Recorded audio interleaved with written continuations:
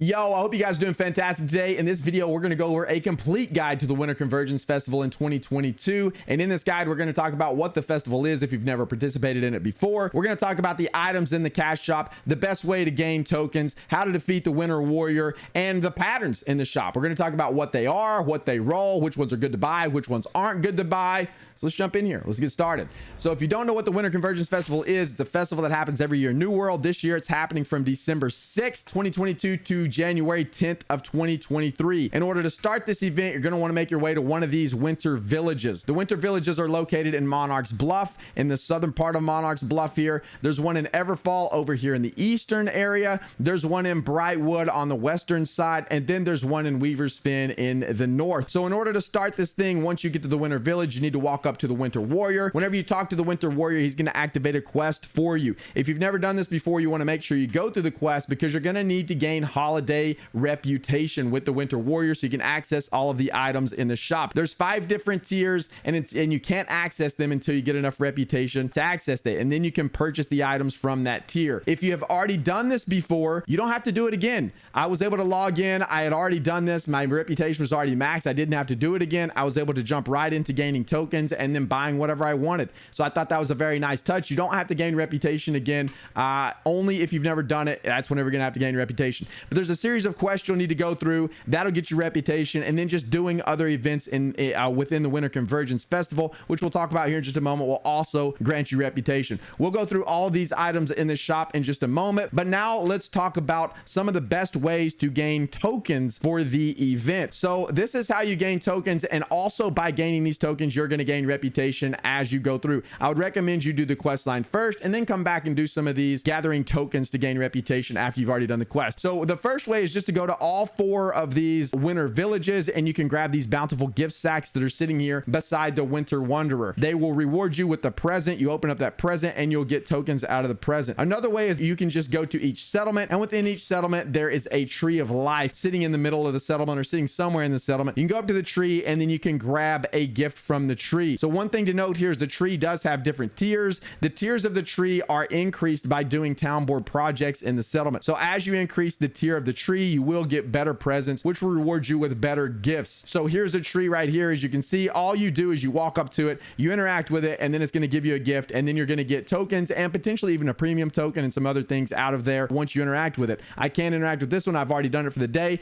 These reset every server reset time, so you can only interact with these once a day in every settlement, but I highly recommend you go to every settlement, get your tokens. They're free, very easy to do. Then you can go to the 4 winter villages and grab those as well. Those 2 methods, very easy, and then you'll be done for the day grabbing those out of there. The other method is to grab presents that you see scattered around to turn them. These are very straightforward. You'll see them glowing on the ground. You walk up, you pick up the present, then you'll get a present, and then you can exchange that for tokens at the winter village. The other way is Gleamite. Gleamite's going to fall from the sky. It's really cool whenever it happens. It drops down these mining nodes. You just need to go up to the mining node and mine it. You'll get Gleamite. You can take that Gleamite to Winter Village and you can exchange that for tokens. The other way is by taking out the Winter Warrior. So the Winter Warrior is a big open world boss. Going to take a lot of people to take down. He's very beefy. He does hit pretty hard, so make sure you're there with a large group. Right now, as this event's going on, you shouldn't have any problems finding a group. There's going to be people grinding this thing out, I would imagine, for the duration of the event. But as you kill the Winter Warrior, he's going to give you these things called Hell Spikes. The Hell Spikes you can take in and exchange those for 10 winter tokens,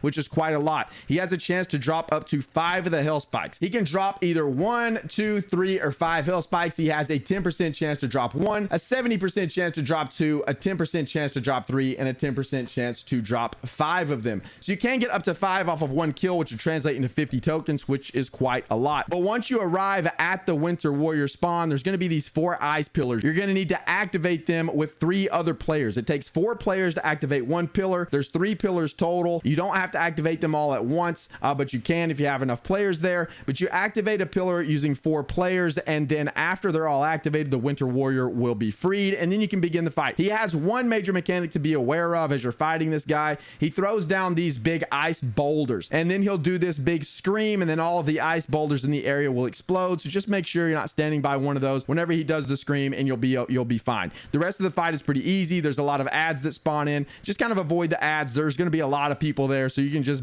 basically DPS this guy down. It's not that big of a deal to kill him. If there's less people, you may have a little bit more problems with mechanics, obviously, but right now there's so many people running around fighting this guy. Just look out for that one mechanic and you'll be fine. You'll be able to take him out. The Winter Warrior spawns in a few different locations around the map. In order to find this guy, you can go to newworldmap.com. You can come over here and you can click on monsters, and then you can just filter by Winter Warrior. After you filter by Winter Warrior, you can see here that there's a few spawns in Ebonscale Reach. There's 3 in Brightwood, some in Great Cleave, Eden Grove, Shattered Mountain, and Brimstone Sands. He'll rotate through some of these spawn locations. He can be up at a couple locations at a time, so just be aware of where the spawns are. You can type in group chat or recruitment chat. You can easily get a group for this guy going right now, and then this would be kind of the rotation or the areas to look for the next spawn. There's also ice caves that we need to mention. There's 12 of them on the map. The ice caves aren't really a big feature of the winter event. I think you have to do something in the caves for the quest line, but beyond that, you're probably not going to go farm out these guys. There is a named item that the Yetis drop in the ice cave, but it's not fantastic, so there's not really a big reason that you're going to want to go to the ice caves, but they are kind of cool. You can see all of the locations on newworldmap.com. If you decide to go visit one of them, you can go visit them and kill the Yetis and see how that works, but there's really not a big reason to kill the Yetis. You really want to be going after the Winter Warrior, the big group boss fight. That's where all of the tokens are going to come from. That's where the vast majority of your tokens are going to come from, and that's really what you're going to want to be doing or spending most of your time on during this event, is taking that guy out and getting those hell spikes to exchange those for tokens. Also worth mentioning is that you can get your diamond gypsum from the Winter Convergence event as you loot the trees of life each day. You'll get your diamond gypsum. It's a very easy way to get your diamond gypsum as well. So now we've talked about faction reputation, the way the quests work, where to start the quest line, how to get tokens. So now let's talk about how to exchange your tokens, and then we'll take a look at the store. So whenever you're at one of the winter villages, you can come up here to one of these holiday huts, and as we talked about before, you can get presents, gleamite, and then these hell spikes. This is where you exchange those for tokens. So you need 3 presents to exchange for token, 6 gleamite, and then 1 hell spike converts into 10 tokens. So you just come to one of these winter huts, you exchange it for tokens, and then you can also get your premium tokens here. It takes 25 tokens to get 1 premium token, and it also takes 1 vial of suspended Azoth to get your premium token. So 25 tokens, 1 vial of suspended Azoth, that will get you a premium winter token. So if you see the price of vials of suspended Azoth going up right now, that's why, because everybody's needing them to get their premium tokens for the winter event. So after you've converted your tokens or you figured out what you want, you can come over here to the store and you can purchase it. So let's take a look at the store. We'll look at this thing and see what all's in here. So in the Reveler rank or rank 1, tier 1, we have attribute food. So we have con food, we have focus food, we have strength food, we have dex food, and we have intelligence food. This also doubles the amount of gleamite crystals gathered from gleamite shards and chunks. So if you're out farming gleamite specifically, it will be worth coming to grab some of this food for 2 tokens so that you can double the amount that you get whenever you're out there, if that's something you're interested in doing. The next tier, the celebrant tier, has several skins and then some housing furniture. So we have a bunch of instrument skins and then some pretty nice little housing furniture that you can purchase. The merrymaker tier here has a snow-capped rabbit sculpture for 5 premium tokens, and then it just has some gear score 400 weapons. All of these I think have chain ice on them, or most of them do, but it's all 400 gear score weapons that you can purchase if you want to. The Joybringer tier, or the 4th tier, we have a table for 3 premium. We have a snow-capped bookcase for 3. We have a chandelier, the snow-capped bed, the boar, the stag, and a lot of this stuff was in the store last year, so you may have already obtained some of this stuff. We also have the festive toy rabbit for 10 tokens, and then we have the gift present, the Winter Warrior's cloak, and then here's where things get really interesting, are the patterns. We'll explain the patterns here in just a moment, but you can buy the blue patterns for 10 regular tokens, and then there's guaranteed gear score 600 patterns or legendary patterns down here for 2 premiums. But now in the last tier, the holiday region tier, we have the snow-capped Yeti sculpture, we have the winter or the Whittle winter whiskers, we have the Winter Wanderer's helm, the Winter Wanderer's flowing cloak, and the Winter Warrior's helm, the Winter Warrior glove, and then the Winter scale coat. All of those are skins, then a couple of housing decorations, and then we have a few emotes down here, the juggle, the throw snow, and the shruggy dance, and then we have a camp skin with the winter gem. So this tier is pretty stacked with a lot of cool stuff, and then of course you have the 600 gear score patterns for 2 premium tokens. So now let's talk a little bit about the difference in these patterns. So we're going over to the forge here, and we're going to take a look at the pattern, and if you see here the pattern, the Ever Chill Cleaver, you can see here that we can roll this thing with normal perks, but you can also see that there's not an option for a attribute craft mod. That's because you don't have to have it whenever you buy this pattern. I only have one of these patterns, the average shield cleaver, and I could roll it with strength, I could roll it with dex, I could roll it with intelligence, focus, con. I can roll it with whatever I want without using the attribute craft mod, which is quite nice. You'll also notice here that mine says 590 to 490 to 530. You can in fact craft these as legendary. I just don't have on my gear. I don't have my trophies slotted, and I don't have the food buff. I don't have any of my buffs active to craft 595 600 gear. You can in fact craft these to legendary. You can only add one special perk to them, but again, it doesn't cost any of the attribute craft mods, which make these things very enticing because those craft mods can be pretty expensive, so you don't have to use them. These are very much like a timeless shard, but the timeless shard, you can see here, you also have to use Azoth, and you also have to use your attribute craft mod. With these patterns, you don't have to do either. All you need is your perk, the materials, the pattern, and you can craft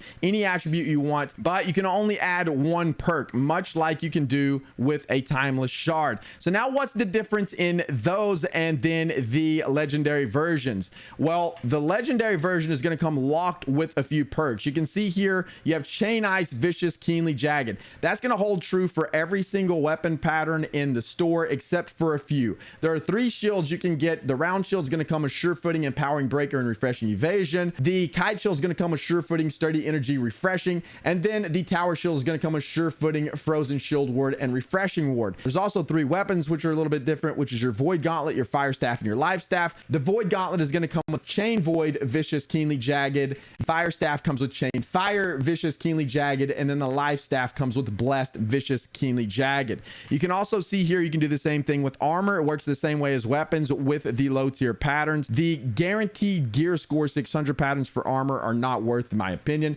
Every one of them come with elemental aversion, corrupted ward, and luck. Those are the 3 perks that you're going to get on the guaranteed gear score 600 armor patterns. That's light, medium, heavy in every single piece. Comes with elemental aversion, corrupted ward, and luck, so I would highly recommend not purchasing those. I don't think they're worth spending your tokens on unless you just want a corrupted ward luck set for some reason, and maybe they would be worth whenever you're going to run like corrupted breaches or going around in Shattered Mountain and running those. So I wouldn't recommend buying those patterns specifically. The weapon patterns could be worth with the chain ice, vicious, keenly jagged. Those aren't too terrible. You might want to invest in a couple of those if you just need a weapon or you're trying out some builds or something, but the ones you want to invest in and the ones that are going to be worth a lot of money later on down the road are going to be the low tier patterns. They are going to be pretty lucrative, I think, although you can't guarantee more than one perk because you're not going to be able to use a scarab. You also can't use a rune glass gem with those. You can, however, utilize them to get pretty cheap crafts because you don't have to use your crafting mod,